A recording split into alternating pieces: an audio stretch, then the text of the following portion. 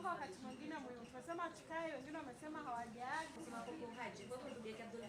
Wasichana wengi na mama wengi hawana habari na hawana information yoyote kuhusiana na gender based violence.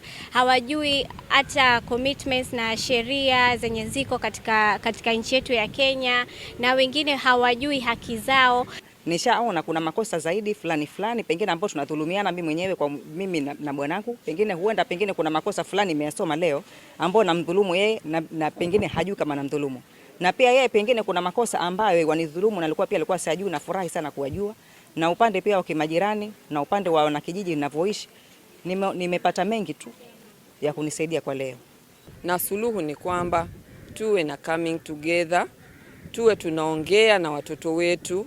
Manake makosa mengi tukiangalia ni sisi wazazi ndio ambao tunachangia, haswa kutoongea ukweli, kuficha watoto wetu mambo mengi ambayo tungewajulisha sisi, si wapate kuyajua kupitia watu wa nje. Kitu cha kwanza.